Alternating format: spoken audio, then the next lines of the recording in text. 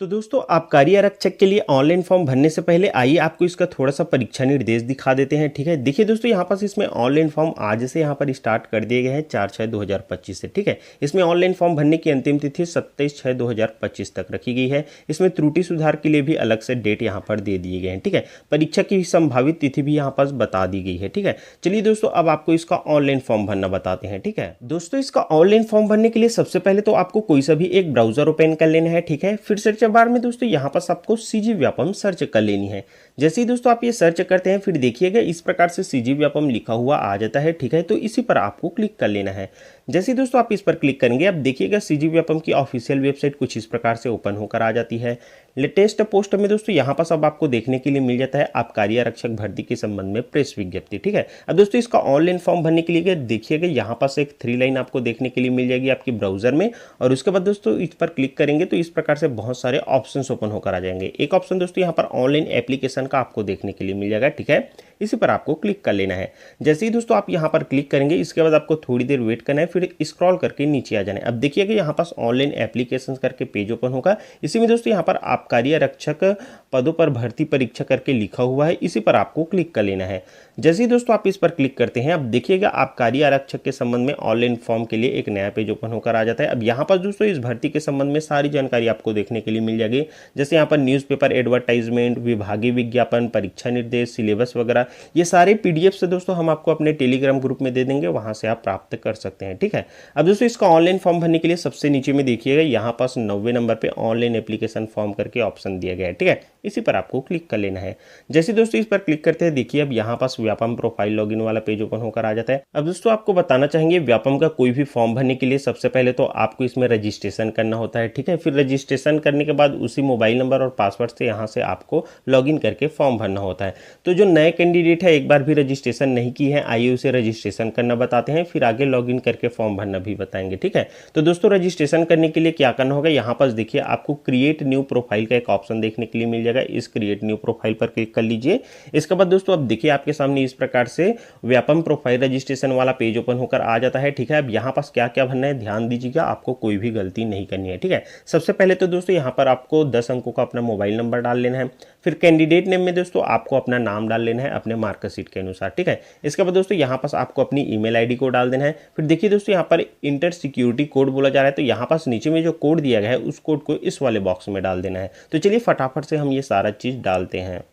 तो कुछ इस प्रकार से दोस्तों आप अपना मोबाइल नंबर, नाम, ईमेल आईडी और ये कैप्चा कोड भी यहाँ पास फिल कर लेते हैं। इसके बाद दोस्तों देखिए अब नीचे में आपको गेट ओटीपी का जो ऑप्शन दिखाई दे रहा है इस गेट ओटीपी पर आपको क्लिक कर लेना है। इसके बाद दोस्तों आप देखेंगे आपके सामने इस प्रकार से ओटीपी डालने वाला पेज ओपन होकर आ जाता है। तो दोस्तों आपने जो मोबाइल नंबर डाले हैं उसमें ओटीपी भेज दिया गया है एसएमएस के माध्यम से, उस ओटीपी को आपको इस वाले बॉक्स में इंटर कर देना है। तो कुछ इस प्रकार से दोस्तों यहाँ पास आप वो ओटीपी डाल लेते हैं। इसके बाद दोस्तों नीचे में देखिए verify mobile number and email का ऑप्शन दिखाई दे रहा है, इसी पर आपको क्लिक कर लेना है। जैसे ही दोस्तों आप इस पर क्लिक करते हैं अब देखिए आपके सामने इस प्रकार से एक नया पेज ओपन होकर आ जाता है। इसमें दोस्तों सबसे पहले तो आपको पासवर्ड बनाने के लिए बोला जा रहा है। ठीक है, अब पासवर्ड आपको किस प्रकार से बनाना है उसकी जानकारी दोस्तों यहाँ पास दी गई है, आप देख सकते हैं। ठीक है, हालांकि दोस्तों हमने यहाँ पास एग्जांपल दे दिए हैं, इसी एग्जांपल के अनुसार आप अपना पासवर्ड बना सकते हैं। ठीक है, अब पासवर्ड बनाएंगे उसको दोस्तों यहाँ पास आपको इंटर कर देना है। फिर सेम पासवर्ड को दोस्तों यहाँ पर कंफर्म पासवर्ड पे भी दोबारा इंटर कर देना है। ठीक है, इसके बाद दोस्तों अब स्क्रॉल करके नीचे आ जाइए। अब देखिए यहाँ पास आपको अपनी बेसिक इन्फॉर्मेशन डालनी होगी। इसमें दोस्तों सबसे पहले तो यहाँ पास आपका नाम आपको देखने के लिए मिल जाएगा जो अभी आपने इंटर किया है। इसके बाद दोस्तों यहाँ पास आपको अपने पिताजी का फुल नेम डाल देना है। फिर यहाँ पास आपको अपने माताजी का फुल नेम डाल देना है। ठीक है, आप अपने मार्कशीट अनुसार डालिए। ठीक है, कोई दिक्कत नहीं होगा। इसके बाद दोस्तों अब देखिए यहाँ पर जेंडर पूछी जा रही है। ठीक है, तो यहाँ पर दोस्तों आपको सिलेक्ट पर क्लिक करना है, फिर आप मेल है या फिर फीमेल है या फिर ट्रांसजेंडर जो भी दोस्तों यहाँ पास आपको उसका सिलेक्शन कर लेना है। ठीक है, इसके बाद दोस्तों यहाँ पास आपको अपनी डेट ऑफ बर्थ का सिलेक्शन कर लेना है। ठीक है, इसके बाद दोस्तों अब देखिए छत्तीसगढ़ के स्थानीय निवासी पूछा जा रहा है। ठीक है, तो यहाँ पर दोस्तों आप छत्तीसगढ़ के स्थानीय निवासी हैं तो यस पर क्लिक कर दीजिए। ठीक है, इसके बाद दोस्तों अब देखिए यहाँ पर डिस्ट्रिक्ट डोमिसाइल स्थानीय जिला निवासी, तो आप जिस जिले के स्थानीय निवासी हैं उस जिले का दोस्तों यहाँ पर आपको सिलेक्शन कर लेना है। ठीक है, यहाँ पर देख लीजिए आप जिस भी जिले के हैं उसका सिलेक्शन इस प्रकार से आपको कर लेना है। इसके बाद दोस्तों अब आपको थोड़ा सा स्क्रॉल कर लेना है। फिर दोस्तों अब देखिए यहाँ पर आपकी ईमेल आईडी आ जाती है। ठीक है, इसमें आपको कुछ भी नहीं करना है। इसके बाद दोस्तों अब देखिए यहाँ पर पर्सन विद डिसेबिलिटी, आप में कोई दिव्यांगता है तो यहाँ पर दोस्तों आपको यस पर क्लिक करना है, अन्यथा यहाँ पास नो पर क्लिक कर देना है। ठीक है, इसके बाद दोस्तों देखिए अब यहाँ पास टाइप ऑफ डिसेबिलिटी आ जाता है। ठीक है, अगर दोस्तों यहाँ पास यस सिलेक्ट किएंगे यहाँ पर दिव्यांगता पे, तो यहाँ पास टाइप ऑफ डिसेबिलिटी आपको बताना है, जैसे कान से है या फिर आंख से है, वो यहाँ पर सिलेक्शन करने का आता है। ठीक है, और नहीं है तो यहाँ पास कुछ भी आपको नहीं करना है। इसके बाद दोस्तों देखिए यहाँ पर क्लास पूछा जा रहा है। ठीक है, क्लास में दोस्तों यहाँ पर सिलेक्ट पर क्लिक करेंगे तो जैसे फ्रीडम फाइटर या फिर जम्मू कश्मीर प्रवासी या फिर सैनिक वर्ग, एक्स सर्विसमैन, कृषक, जो भी है दोस्तों यहाँ पर सिलेक्शन करना है, अन्यथा यहाँ पास आपको छोड़ देना है, कुछ भी नहीं करना है। ठीक है, इसके बाद दोस्तों देखिए यहाँ पास नेशनैलिटी आपसे पूछी जा रही है, नागरिकता, तो इसमें दोस्तों आपको इंडियन सेलेक्ट कर लेना है। ठीक है, इसके बाद दोस्तों अब देखिए यहाँ पास कैटेगरी आपसे पूछी जा रही है। कैटेगरी में दोस्तों यहाँ पास देखिए जनरल, ओबीसी, एससी, एसटी सारे ऑप्शंस आ जाते हैं। ठीक है, देखिए अब यहाँ पास ओबीसी में 2 ऑप्शन आ रहे हैं, तो आपको घबराना नहीं है। देखिए दोस्तों अगर आपके पारिवारिक वार्षिक इनकम 8 लाख रुपए से कम है तो यहाँ पर ओबीसी नॉन क्रीमी लेयर का ही सिलेक्शन कीजिए। ठीक है, अन्यथा यहाँ पास ओबीसी क्रीमी लेयर भी दिया गया है। ठीक है, इस प्रकार से सिलेक्शन कीजिए।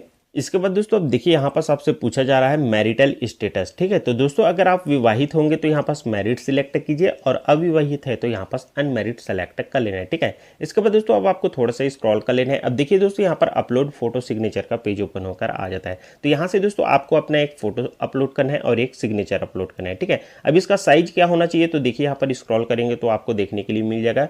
दोस्तों यहाँ पर आपके फोटो का साइज 50 से 100 KB के बीच में होना चाहिए और यहाँ पर दोस्तों ध्यान रखेंगे ये जेपीजी या फिर पीएनजी फॉर्मेट में होना चाहिए और 6 माह से ज़्यादा पुराना नहीं होना चाहिए। ठीक है, तो आप फोटो सिग्नेचर को यहाँ पर 50 से 100 KB के बीच में अपलोड कर सकते हैं। तो अब दोस्तों आपको अपना फोटो और सिग्नेचर अपलोड करने के लिए क्या करना होगा, यहाँ पर दोस्तों देखिए यहाँ पर जो फोटो लिखा हुआ है उसके नीचे में जो चूज फाइल लिखा हुआ है, इस चूज फाइल पर आपको क्लिक कर लेना है। ठीक है, फिर आप अपने मोबाइल के फोल्डर में चले जाइए जहाँ पास आपने फोटो रखे हुए, वहां से दोस्तों आपको अपने फोटो का सिलेक्शन कर लेना है। इस प्रकार से दोस्तों आप अपने फोटो का सिलेक्शन कर लेते हैं। फिर दोस्तों यहाँ पास देखिए फर्स्ट नंबर पर जो अपलोड का ऑप्शन आपको दिखाई दे रहा है, इस अपलोड पर आपको क्लिक कर देना है। जैसे दोस्तों आप अपलोड पर क्लिक करेंगे इसके बाद थोड़ी देर वेट कीजिएगा, फिर देखिएगा यहाँ पास कुछ इस प्रकार से आपका फोटो अपलोड होकर आ जाता है। अब सेम इसी प्रकार से दोस्तों आपको यहाँ पास अपना सिग्नेचर भी अपलोड करना है। ठीक है, तो यहाँ पर जो साइन लिखा हुआ है उसके नीचे में जो चूज फाइल लिखा हुआ है यहाँ पास क्लिक कीजिए और यहाँ से अपने मोबाइल से अपने सिग्नेचर का सिलेक्शन कर लीजिए। तो इस प्रकार से आप अपने सिग्नेचर भी चूज कर लेते हैं। फिर दोस्तों सेकंड नंबर पे जो अपलोड का ऑप्शन दिखाई दे रहा है इस पर आपको क्लिक कर देना है। इस पर आप क्लिक करेंगे इसके बाद दोस्तों देखेंगे आपका फोटो और सिग्नेचर दोनों अपलोड होकर कुछ इस प्रकार से आ जाता है। ठीक है, देखिए हमारा फोटो और सिग्नेचर दोनों अपलोड हो गया। अब दोस्तों स्क्रॉल करके नीचे आ जाना है आपको। इसके बाद दोस्तों अब देखिए यहाँ पास आपका वर्तमान पता पूछा जा रहा है। ठीक है, तो आपके वर्तमान पता में आपको सबसे पहले यहाँ पास आपका मकान नंबर डाल देना है, फिर स्ट्रीट मतलब आपके गली या मोहल्ले का नेम डाल देना है। ठीक है, इसके बाद दोस्तों देखिए यहाँ पर सिटी या विलेज आप किस शहर से है या फिर किस गांव से है उसका नेम आपको यहाँ पर डाल देना है। इसके बाद दोस्तों यहाँ पास आपका पोस्ट ऑफिस पूछा जा रहा है, तो आपका पोस्ट ऑफिस कौन सा है वो आपको डाल देना है। ठीक है, इसके बाद दोस्तों अब देखिए यहाँ पर राज्य पूछा जा रहा है। ठीक है, तो राज्य में दोस्तों यहाँ पास आपको जिस भी राज्य से है जैसे छत्तीसगढ़, तो यहाँ पास उसका सिलेक्शन कर लेना है। इसके बाद दोस्तों अब देखिए यहाँ पास जिला पूछा जा रहा है। ठीक है, तो आप जिस भी जिले के अंतर्गत आते हैं उस जिले को यहाँ से फाइंड कर लीजिए और इस प्रकार से सिलेक्शन कर लेना है। ठीक है, इसके बाद दोस्तों देखिए यहाँ पर अदर डिस्ट्रिक्ट पूछा जाए, अन्य जिला, तो यहाँ पर दोस्तों अगर आपका जिला यहाँ पर शो नहीं करता तो यहाँ पास अन्य जिले में आप उसका नाम लिख सकते हैं। ठीक है, इसके बाद दोस्तों देखिए यहाँ पास पिन कोड पूछा जा रहा है, तो अपने एरिया का जो भी पिन कोड है उस पिन कोड को आपको यहाँ पास डाल देना है। ठीक है, इसके बाद दोस्तों अब देखिए यहाँ पर स्थायी पता पूछा जाता है। दोस्तों अगर आपका स्थायी पता और वर्तमान पता दोनों सेम है तो यहाँ पास आपको क्या करना है, देखिए एक बॉक्स दिया गया है, इस बॉक्स पर आपको टिक कर देना है। ठीक है, इसके बाद दोस्तों देखेंगे कुछ इस प्रकार से ऑटोमेटिक पूरा आपका एड्रेस जैसा आपने वर्तमान पता में डाले हैं उसी के अनुसार फिल होकर आ जाएगा। ठीक है, अब दोस्तों आपको स्क्रॉल करते हुए नीचे आ जाना है। फिर दोस्तों अब देखिए यहाँ पास आई एग्री मैं सहमत हूँ का जो ऑप्शन है इस पर आपको टिक कर देना है। ठीक है, इसके बाद देखिए अब कैप्चा कोड आपसे पूछा जा रहा है, तो नीचे में दोस्तों देखिए यहाँ पर एक कैप्चा कोड आपको दिखाई दे रहा है, उस कैप्चा कोड को इस वाले बॉक्स में डाल देना है। तो कुछ इस प्रकार से दोस्तों आप ये कैप्चा कोड फिल कर लेंगे। इसके बाद दोस्तों एक बार अच्छे से आपने जितने भी डिटेल्स फिल किए हैं उन सभी डिटेल्स को चेक कर लेना है। ठीक है, अगर दोस्तों इसमें कोई त्रुटि होगी तो आप उसका सुधार कर लीजिएगा। ठीक है, और अगर दोस्तों सारी डिटेल्स आपका सही है तो अब आपको क्या करना है, देखिए नीचे में जो सबमिट का ऑप्शन दिखाई दे रहा है इस सबमिट पर आपको क्लिक कर लेना है। जैसे ही दोस्तों आप सबमिट पर क्लिक करेंगे देखिएगा आपका रजिस्ट्रेशन इस प्रकार से कंप्लीट हो जाएगा। ठीक है, यहाँ पास आपकी सारी डिटेल्स रजिस्ट्रेशन के संबंध में देखने के लिए मिल जाएगी। अब दोस्तों आपको आगे फॉर्म फिल करने के लिए यहाँ पास गो टू यूजर लॉगिन पर आपको क्लिक कर लेना है। इसके बाद दोस्तों कुछ इस प्रकार से आप लॉगिन वाले पेज पर आ जाते हैं। ठीक है, अब दोस्तों आगे आपको फॉर्म फिल करने के लिए क्या करना होगा, यहाँ से लॉगिन करना होगा। तो लॉगिन करने के लिए दोस्तों अभी आपने जो रजिस्ट्रेशन किए हैं जिस मोबाइल नंबर से, उस मोबाइल नंबर को यहाँ पास डाल दीजिए और अभी आपने जो पासवर्ड बनाया है उस पासवर्ड को यहाँ पास डाल दीजिए और नीचे में जो कैप्चा कोड आपको दिखाई दे रहा है उस कैप्चा कोड को इस वाले बॉक्स में डाल देना है। तो कुछ इस प्रकार से दोस्तों यहाँ पास आप अपना मोबाइल नंबर, पासवर्ड और ये कैप्चा कोड भी डाल लेते हैं। इसके बाद दोस्तों देखिए यहाँ पर जो लॉगिन का ऑप्शन आपको दिखाई दे रहा है, इस लॉगिन पर आपको क्लिक कर लेना है। जैसे दोस्तों यहाँ पास आप लॉगिन पर क्लिक करते हैं, देखिए इस प्रकार से आपके सामने एक डैशबोर्ड ओपन होकर आ जाता है। अब देखिए दोस्तों सबसे ऊपर में यहाँ पास आपको आबकारी आरक्षक रिक्रूटमेंट 2025 करके लिखा हुआ देखने के लिए मिल जाता है, ठीक है। अब दोस्तों इसमें फॉर्म भरने के लिए यहाँ पास देखिए आपको अप्लाई का ऑप्शन दिखाई दे रहा है, इस अप्लाई पर आपको क्लिक कर लेना है। जैसे ही दोस्तों यहाँ पास क्लिक करते हैं, अब देखिए आपके सामने इस प्रकार से एक नया पेज ओपन होकर आ जाता है। दोस्तों यहाँ पास इस भर्ती के संबंध में महत्वपूर्ण दिशा निर्देश भी दिए गए, इसे आप अच्छे से रीड कर सकते हैं, ठीक है। अब दोस्तों आपको स्क्रॉल डाउन करते हुए नीचे आ जाना है। अब देखिए दोस्तों यहाँ पास आपको ध्यानपूर्वक भरना है, ठीक है, इसमें आपको कोई भी गलती नहीं करनी है। आइए आपको डिटेल में बताते हैं क्या क्या भरना है, कैसे भरना है, ठीक है। देखिए दोस्तों सबसे फर्स्ट हमें तो पूछा जाता है, क्या आप किसी मान्यता प्राप्त मंडल से 10+2 परीक्षा उत्तीर्ण है।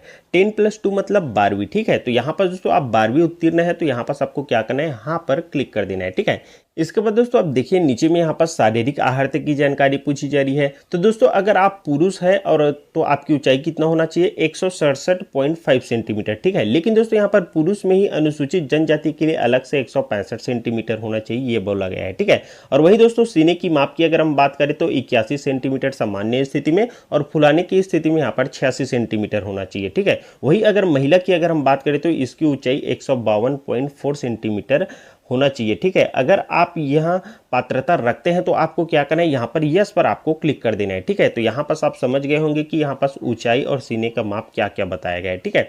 इसके बाद दोस्तों आप देखिए यहाँ पर बोला जा रहा है विहित शैक्षणिक योग्यता के बोर्ड का नाम। तो यहाँ पर दोस्तों 12वीं इसमें योग्यता रखी गई है। तो 12वीं आप किस बोर्ड से पास किए हैं, जैसे छत्तीसगढ़ माध्यमिक शिक्षा मंडल या फिर आपने ओपन बोर्ड से पास किया है, तो यहाँ पर दोस्तों उसका नाम आपको लिख देना है, ठीक है। इसके बाद दोस्तों देखिए यहाँ पर 10+2 का अनुक्रमांक, मतलब दोस्तों यहाँ पर आपको 12वीं का रोल नंबर आपको डाल देना है। इसके बाद दोस्तों देखिए 10+2 उत्तीर्ण होने का वर्ष पूछा जा रहा है। तो यहाँ पर दोस्तों आपने 12वीं किस वर्ष में पास किए हैं उसको डाल देना है, ठीक है। तो चलिए फटाफट ये सारे डिटेल फिल करते हैं, फिर आगे बताते हैं। तो कुछ इस प्रकार से दोस्तों आपको योग्यता का सिलेक्शन कर लेना है, ठीक है। यहाँ पर दोस्तों आपको अपने बोर्ड का नेम डाल देना है 12वीं के, यहाँ पर आपको 12वीं का रोल नंबर और इस प्रकार से उत्तीर्ण वर्ष को भी आपको फिल कर लेना है, ठीक है। ये सारी डिटेल्स आप फिल कर लेते हैं। इसके बाद दोस्तों नीचे में देखिए यहाँ पर नेक्स्ट का जो ऑप्शन आपको दिखाई दे रहा है, इस नेक्स्ट पर आपको क्लिक कर देना है। इसके बाद दोस्तों देखिए आपके सामने इस प्रकार से एक नया पेज ओपन होकर आ जाता है। इसमें दोस्तों यहाँ पास आपको बेसिक इन्फॉर्मेशन जो आपने प्रोफाइल रजिस्ट्रेशन किए थे उस टाइम फिल किए थे, वो सारा डिटेल्स आपको देखने के लिए मिल जाएगा, ठीक है।